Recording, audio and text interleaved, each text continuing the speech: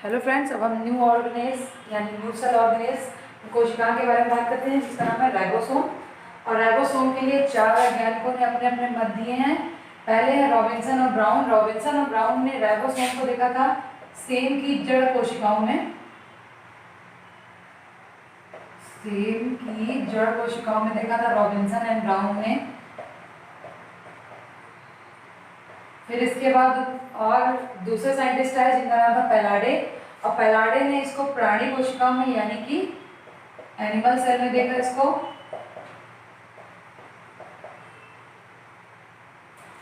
फिर रॉबर्ट आए और रॉबर्ट ने इसको नाम दिया राइबोसोम। और फिर क्लाडे आए, क्लाडे ने इनको कहा माइक्रोसोम। 4 वैज्ञानिक थे, जो 4 वैज्ञानिक अपने अलग अलग मत दे रहे थे। पहले थे रॉबिन्सन एंड ब्राउन। रॉबिन्सन और ब्राउन ने सेम की जड़ कोशिकाओं में सबसे पहले राइबोसोम को देखा था।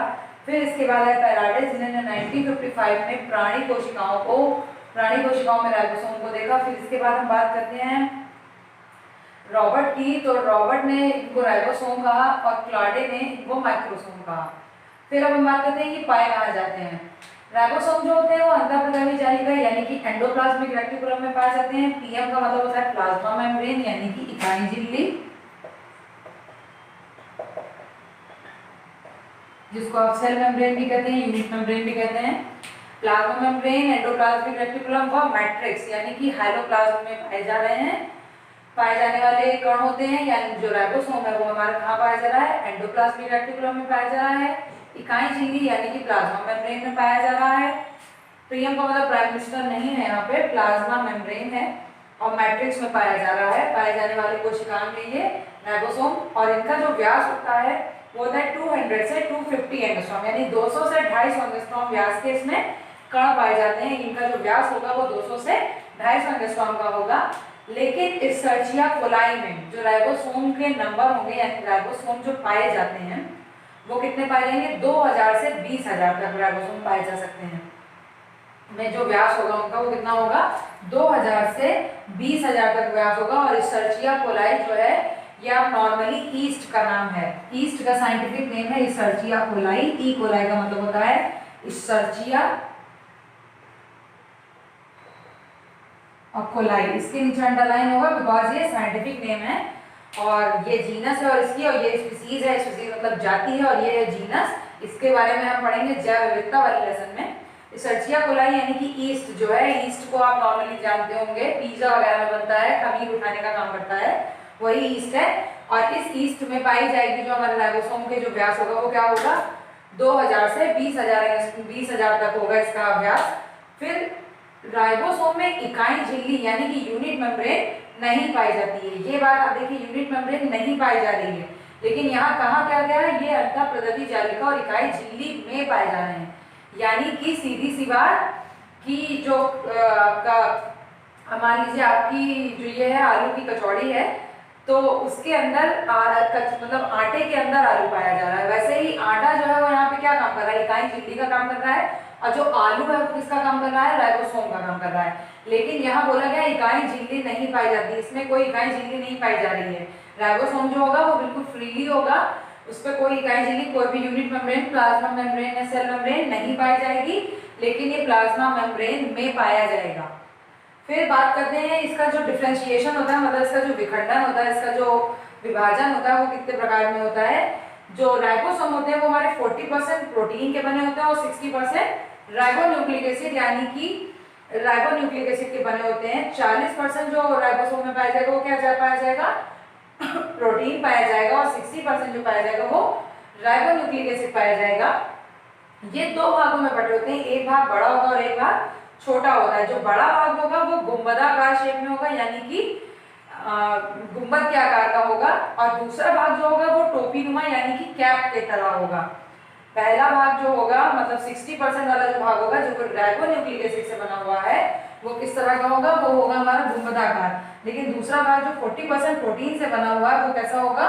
टोपीनुमा होगा, कैप शेप होगा। फिर हम बात करते हैं magnesium ion, magnesium double plus. इसका मतलब होता है मैग्नीशियम आयन, और डबल प्लस इसलिए लगा है क्योंकि मैग्नीशियम की जो बैलेंसी है, जो संयोजकता है वो 2 ही आप केमिस्ट्री में पढ़ोगे। तो मैग्नीशियम डबल प्लस 2 कहो या डबल आयन बोले तो मैग्नीशियम आयन द्वारा ये क्या होंगे, आपस में जुड़े हुए होते हैं। जैसे कि मान लीजिए ये आपका एक बड़ा भाग है, ये एक छोटा भाग है राइबोसोम का, तो ये जो बीच में जुड़ रहा है ये पोर्शन जो है वो कौन सा आयन उसमें लग रहा है, उसमें लग रहा है मैग्नीशियम प्लस आयन लग रहा है। मैग्नीशियम प्लस आयन सांद्रता बढ़ने से 2 या 2 से अधिक राइबोसोम के जुड़ने से डायमर या पॉलीमर बनाते हैं। जैसे कि मैग्नीशियम आयन की जब सांद्रता बढ़ जाएगी, कंसंट्रेशन जो होगी मैग्नीशियम आयन की बढ़ जाएगी, तो क्या होगी, 2 राइबोसोम जो जुड़ रहे थे यानी कि 60% और 40% वाला जो जुड़ रहा है मान लीजिए, तो उसके साथ क्या होगा, एक 60% और एक 40% और जुड़ सकते हैं। सीधी सी बात है कि अगर आपके पास इतना सा ही सिर्फ गम है तो मान लीजिए आप सिर्फ 5 बुक चिपका सकते हैं, लेकिन अगर आपके पास पूरी इतनी बड़ी सी शीशी दे दी जाए और 5 बुक चिपकाओ तो मे भी आप शायद अपनी जितनी भी बुक होंगी उनको चिपका सकते हैं। तो वैसे ही इसके बारे में बात करते हैं। मैग्नीशियम आयन, अगर मैग्नीशियम आयन कम उसमें सांद्रता होगी तो वो सिर्फ क्या करेगा, एक या दो, एक ही राइबोसोम को चिपका सकता है, एक ही राइबोसोम को जोड़ सकता है, क्योंकि जोड़ने का काम कौन कर रहा है, मैग्नीशियम आयन कर रहा है। लेकिन मैग्नीशियम आयन की अगर कंसंट्रेशन ज्यादा होगी, मगर अगर आपके पास गम ज्यादा होगा तो आप कितनी, 1 से 2 से ज्यादा किताबें आप चिपका सकते हैं। तो अगर 2 या 2 से अधिक राइबोसोम जुड़ जाएंगे आपस में तो क्या होगा, तो उसे राइबोसोम ना बोलकर के क्या बोला जाएगा, डाइमर बोला जाएगा या पॉलीसोम बोला जाएगा। मैग्नीशियम कंसंट्रेशन यानी सांद्रता अगर बढ़ जाएगी तो जो राइबोसोम होंगे वो 2 न चिपक करके 2 से ज्यादा जुड़ जाएंगे, और अगर वो 2 से ज्यादा जुड़ जाते हैं, 2 या 2 से ज्यादा जुड़ जाते हैं, लिखा हुआ है 2 या 2 से अधिक राइबोसोम के जुड़ने से डायमर या पॉलीसोम बनते हैं। अगर 2 या 2 से अधिक जुड़ जाएंगे तो वो क्या बनाएंगे, या तो वो डायमर बनाएंगे जिनको हम डायमर बोलेंगे, या उसी को दूसरे शब्दों में हम पॉलीसोम भी बोल सकते हैं, पॉलीसोम बनाएंगे। लेकिन जब 2 या 2 से अधिक होंगे और मैग्नीशियम आयन की कंसंट्रेशन जो होगी, सांद्रता जो होगी वो ज्यादा होगी तब। और अगर कंसंट्रेशन कम है और सिर्फ 2 ही, मतलब सिर्फ एक ही राइबोसोम अगर जुड़े हैं, तब हम उसको डायमर और पॉलीसोम नहीं बोलेंगे, तब हम उसको सिर्फ और सिर्फ राइबोसोम ही बोलेंगे। फिर इसके प्रकार के बारे में देखते हैं। राइबोसोम नॉर्मली 2 टाइप्स के होते हैं, 70S और 80S, प्रोकैरियोटिक और यूकैरियोटिक सेल में जो पाए जाते हैं। 70S का मतलब होता है, 70S राइबोसोम जो होंगे वो पीसी यानी कि पर्सनल कंप्यूटर नहीं, प्रोकैरियोटिक सेल में पाए जाएंगे। पीसी का मतलब यहाँ पे प्रोकैरियोटिक सेल से है, यानी कि पूर्व केंद्रीय कोशिकाओं से।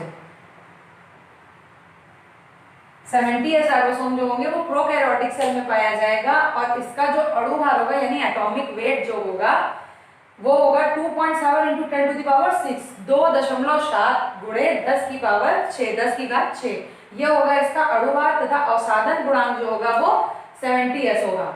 इस वाले टॉपिक में शायद आपको ये बात नहीं समझ में आई हो, उस बात का हमने जो वर्णन है वो नीचे यहाँ पर किया है। इसको भी अभी हम समझते हैं, लेकिन हम इसको पहले समझ लेते हैं फिर हम इसके बारे में चलते हैं। 70S राइबोसोम जो होगा 2 प्रकार से पाए जा रहे हैं, एक 70S होगा और दूसरा 80S होगा। जो 70S राइबोसोम होगा वो पीसी यानी कि प्रोकैरियोटिक सेल में पूर्व केंद्रीय कोशिकाओं में पाया जाएगा, जिनमें केंद्रक स्पष्ट रूप से दिखाई नहीं देता, या प्रिमिटिव सेल जिसमें पाई जाती हैं उन्हें हम प्रोकैरियोटिक सेल बोलते हैं। प्रोकैरियोटिक सेल में पाया जाएगा हमारा 70S राइबोसोम, और इनका जो अणु भार होगा वो होगा 2.7 × 10⁶, यानी 2.7 गुणे 10⁶, और अवसादन गुणांक जो होगा उसका वो होगा 70S। अब ये 70S जो राइबोसोम होगा ये अपनी 2 भागों में विभाजित होगा, यानी एक बड़ी यूनिट में और एक छोटी यूनिट में। बड़ी यूनिट जो गुंबदाकार होगी वो हमारी होगी 50S की, और जो टोपी नुमा होगी वो हमारी होगी 30S की। जैसे कि अभी यहाँ लिखा है जो प्रोटीन होता है, सॉरी जो राइबोसोम जो होता है वो किसमें बटा होता है, 40% भाग उसका पाया जाएगा प्रोटीन में और 60% भाग पाया जाएगा राइबोन्यूक्लिक एसिड में। तो जो 70S का 40% भाग हुआ वो हुआ हमारा कितना, वो हुआ हमारा 30S, और जो 60% भाग हुआ वो हुआ हमारा 50S। तो जो 60% भाग होगा वो बड़ा होगा, और बड़ा हमारा जो भाग होगा वो किससे दिखाया जाएगा, गुंबदाकार दिखाया जाएगा, और जो 30S यानी कि 40% जो प्रोटीन वाला भाग होगा वो हमारा पाया जाएगा टोपीनुमा। फिर 80S राइबोसोम जो पाया जाएगा वो यूकैरियोटिक सेल ईसी में पाया जाएगा। यूकैरियोटिक सेल इसका मतलब होगा यानी कि सुकेंद्रीय जो सेल होंगी, जिसमें जो केंद्रक होगा वो स्पष्ट रूप से दिखाई देगा।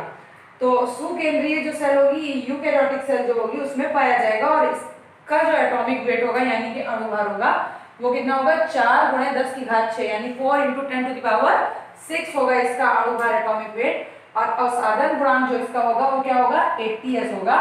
और 80s का जो 40% भाग होगा वो 40s होगा, और 60% भाग जो होगा वो 60s होगा। और ये जो होंगे ये क्या हो, इनको प्रोटीन फैक्ट्री के नाम से भी जाना जाएगा, क्योंकि ये प्रोटीन बनाने में हेल्प करेंगे, इसलिए इनको प्रोटीन फैक्ट्री के नाम से भी जाना जाता है राइबोसोम को। और जो 70s राइबोसोम होगा वो हमारा किसमें पाया जाएगा, हरित लवक और माइटोकॉन्ड्रिया में पाया जाएगा, यानी कि क्लोरोप्लास्ट और माइटोकॉन्ड्रिया में पाया जाने वाला हमारा जो राइबोसोम है वो कौन सा है, 70s है, जो कि प्रोकैरियोटिक सेल में पाया जाएगा। इनका अणुभार होगा 2.7 × 10⁶, और इनका जो अवसादन गुणांक होगा वो होगा 70s। अब हम बात कर लेते हैं अवसादन गुणांक यानी कि स्वेडबर्ग यूनिट की। जो ये स्वेडबर्ग यूनिट अवसादन गुणांक है वो क्या है एक्चुअली में, वो एक्चुअली में कुछ भी नहीं है, बहुत छोटी सी चीज है। जब भी हम राइबोसोम को पृथक करेंगे, अलग करेंगे जब भी हम राइबोसोम को, तो वो जिस दर पर अलग होंगे उस दर को या उस रेट को हम क्या बोलेंगे, स्वेडबर्ग यूनिट कहेंगे। कोई भी राइबोसोम है, अगर मान लीजिए ये पेन है, इसको हम अलग कर रहे हैं, इसकी रिफिल निकाल दे रहे हैं, इसकी जो अंदर वो इंक पड़ी हुई है वो निकाल दे रहे हैं, कैप निकाल दे रहे हैं, ये सब चीजें अगर हम इसको निकाल दे रहे हैं तो वो जिस दर पर अलग हो रहा है, मतलब उसकी जो रेट है, किस रेट पर वो अलग हो रहा है, तो उसको हम क्या बोल रहे हैं यहाँ पर, अवसादन गुणांक बोल रहे हैं, स्वेडबर्ग यूनिट। और स्वेडबर्ग ने इन्हें खोजा था, इसीलिए उसी के नाम पर ये एस डिनोट किया जाता है, अवसादन गुणांक को एस से लिखा जाता है, यही अवसादन गुणांक, इसीलिए यहाँ पर एस और एस लगा हुआ दिखाई दे रहा है। अब हम इसके फिगर को समझ लेते हैं। फिगर जो 70s का है वो कुछ इस तरह से बनेगा।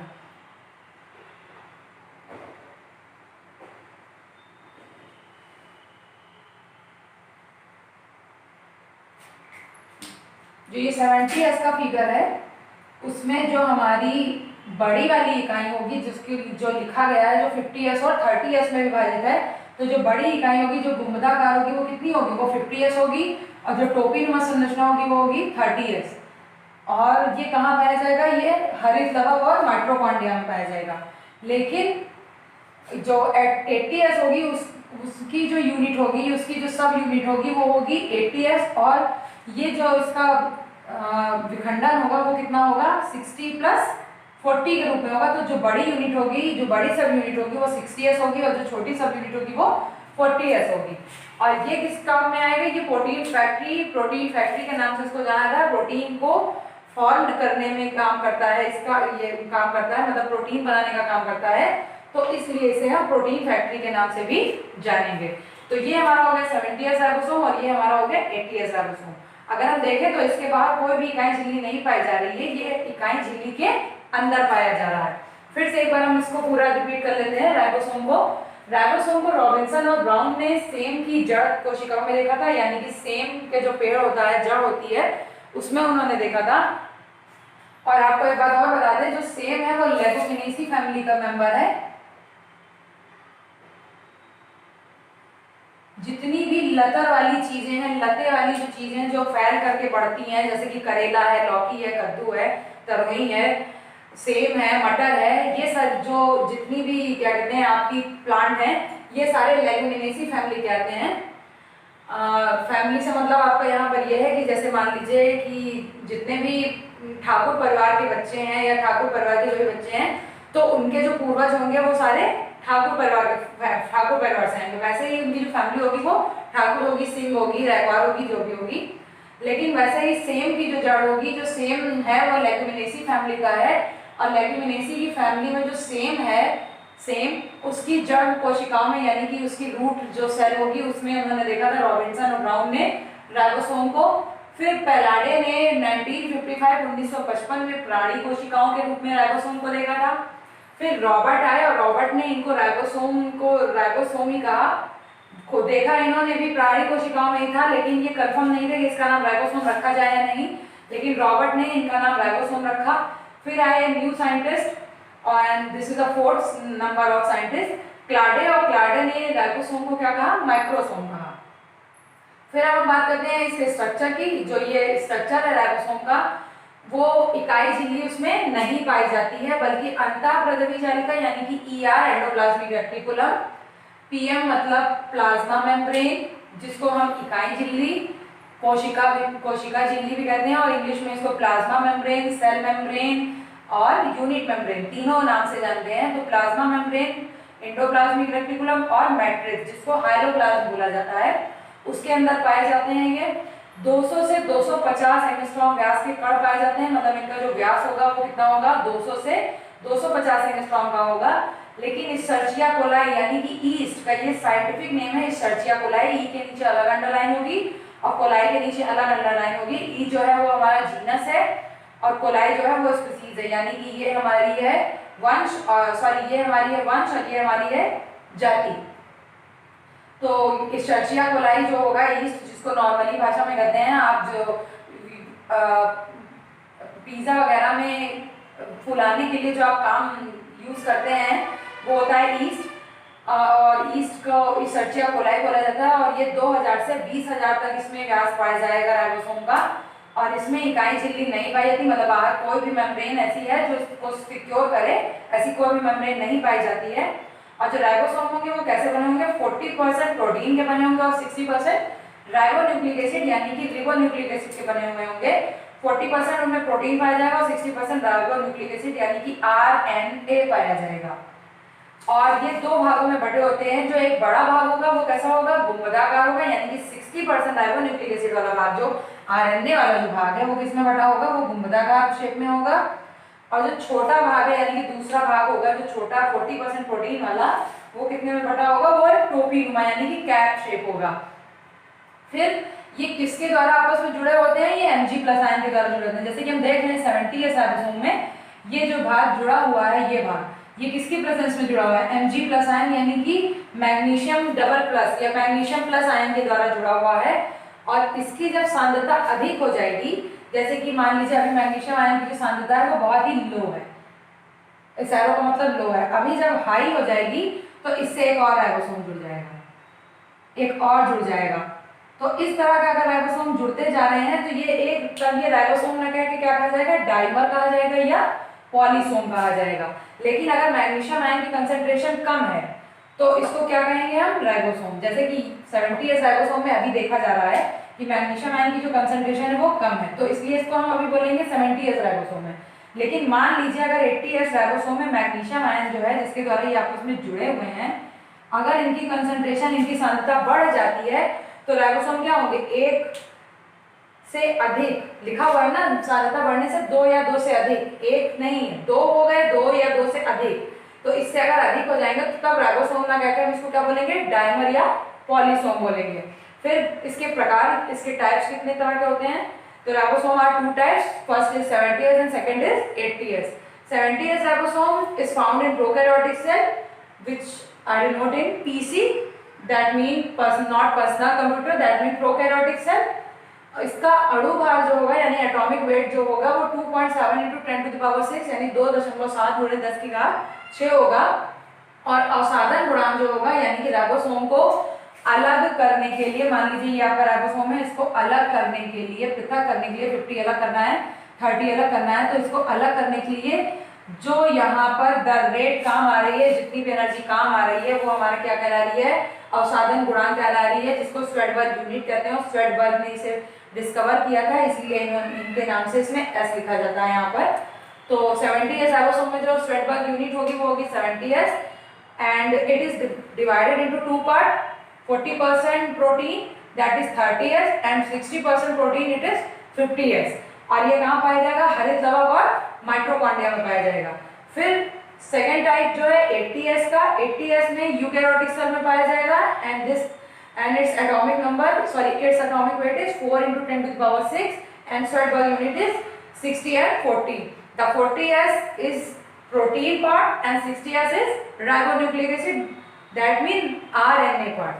और this is work in protein factory, यानी कि ये प्रोटीन फैक्ट्री के नाम से जाना जाता है। और ये किस में काम करेगा, प्रोटीन फैक्ट्री के रूप में काम करेगा।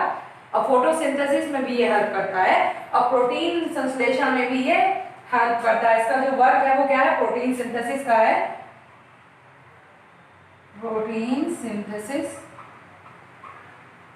यानी प्रोटीन संश्लेषण।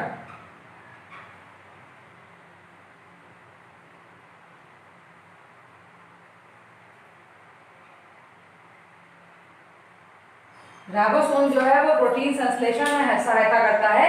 अब फिर हम 70S और 80S राइबोसोम के फिगर के बारे में बात करते हैं। तो 70S राइबोसोम जो होगा वो 50 और 30 में डिवाइड होगा, और जो 80S राइबोसोम होगा वो 60 और 40 में डिवाइड होगा। 60S जो होगा वो बड़ी यूनिट होगी, लार्ज सब यूनिट होगी जो कि गुंबदाकार होगी, और जो स्मॉल सब यूनिट होगी 40S होगी वो होगी टोपीनुमा। 70S राइबोसोम में क्या होगा, लार्ज यूनिट जो होगी वो 50S की होगी और स्मॉल यूनिट जो होगी वो 30S की होगी। अब हम नेक्स्ट टर्म पर बात करते हैं लाइसोसोम की। अभी के लिए राइबोसोम और गोल्गी बॉडी को अच्छे से समझ लिया है, अब कल हम बात करेंगे लाइसोसोम के बारे में। Thank you. हो जाएगा।